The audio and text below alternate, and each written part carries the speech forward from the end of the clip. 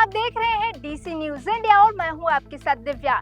तो आइए फटाफट अंदाज में नजर डालते हैं अब तक की 11 बड़ी खबरों पर। 12 जून 2025 को अहमदाबाद में एयर इंडिया की फ्लाइट AI 171 के भयानक क्रैश में मारे गए 241 लोगों को श्रद्धांजलि देते हुए टेक दिग्गज गूगल ने अपने होम पेज पर काला रिबन लगाया। इस हादसे ने पूरे देश को झकझोर कर रख दिया और ये गूगल की ओर से एक संवेदनशील संकेत के रूप में देखा जा रहा है। असम के धुंगरी जिले में बकरीद से पहले हनुमान मंदिर में कथित रूप से गौ मांस फेंके जाने पर सांप्रदायिक तनाव फैल गया। सीएम हेमंत बिस्वा शर्मा ने इसे निंदनीय अपराध बताया और पुलिस को इसे अवैध गतिरोध देखते हुए गोली चलाने के निर्देश दिए गए।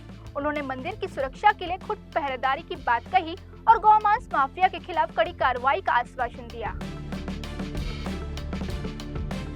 भारतीय क्रिकेटर टीम के हेड कोच गौतम गंभीर की इंग्लैंड में चल रही टेस्ट सीरीज की तैयारियों के बीच भारत लौट आए हैं, क्योंकि उनकी मां की सीमा गंभीर को हार्ट अटैक के बाद आईसीयू में भर्ती कराया गया।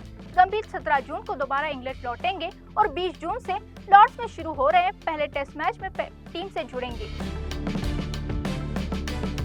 पंजाब के बठिंडा जिले में सोशल मीडिया पर चर्चित कमल कौर भाभी उर्फ कंचन कुमारी की लाश बुधवार को उनके कार में संदिग्ध हालत में मिली।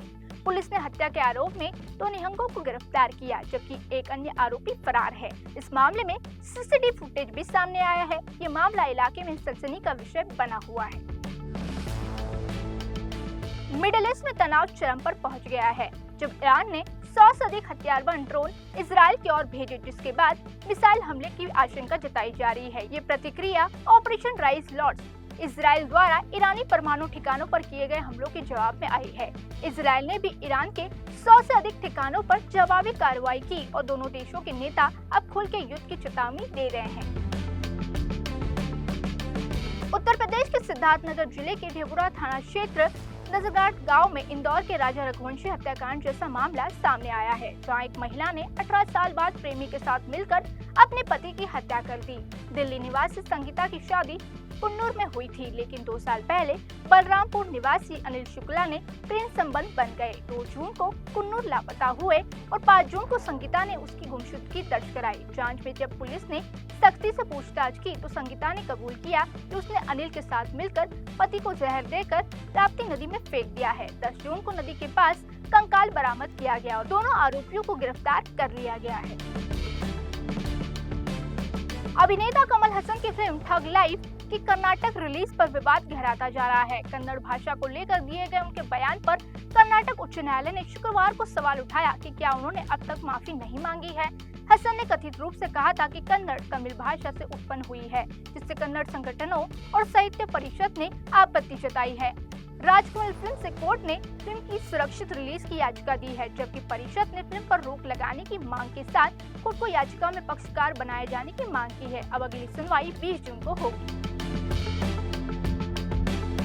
इंदौर के चर्चित राजा रघुवंशी हत्याकांड में पुलिस ने 5 आरोपियों को गिरफ्तार किया है, जिसमें राजा की पत्नी सोनम और प्रेमी राजा कुशवाहा शामिल है। राजा के भाई सचिन रघुवंशी ने मामले की सच्चाई सामने लाने के लिए सोनम और राज का नार्को टेस्ट करने की मांग की है। उनका दावा है कि दोनों अकेले इस साजिश को अंजाम नहीं दे सकते हैं। इसमें अन्य लोग, विशेषकर सोनम की मां, शामिल हो सकती है।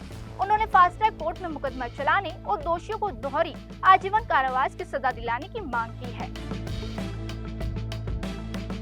करिश्मा कपूर के पूर्व पति और उद्योगपति संजीव कपूर का 12 जून 2025 को इंग्लैंड के गाइस पोल क्लब में पोलो खेलते समय हार्ट अटैक से निधन हो गया। बताया जा रहा है कि खेल के दौरान अपने मुंह में मधुमक्खी चली गई थी, जिससे सांस लेने में तकलीफ हुई और उसके चलते दिल का दौरा पड़ा। संजय कपूर की उम्र 53 वर्ष थी और वो सोना कॉन्ट्रेस्टर के अध्यक्ष थे। उनके निधन पर लेखक सोहेल सेठ ने समेत कई लोगों ने शोक व्यक्त किया।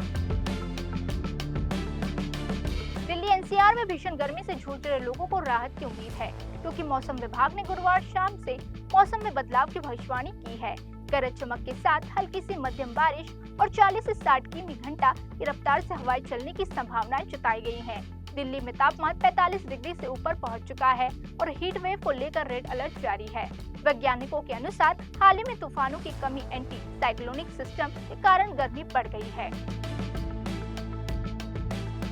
हाउसफुल 5 ने शुरुआत वीकेंड में 100 करोड़ रुपए का आंकड़ा पार कर लिया था, लेकिन अब उसकी कमाई तेजी से गिरावट दर्ज की जा रही है। 7वें दिन फिल्म ने सिर्फ 6.75 करोड़ रुपए कमाए, जिसके भारत में कुल कलेक्शन 127 करोड़ रुपए हो गया है, जबकि फिल्म का बजट 255 करोड़ है। दो अलग अलग क्लाइमैक्स और वर्जन के बावजूद फिल्म दर्शकों को बांध नहीं पा रही है।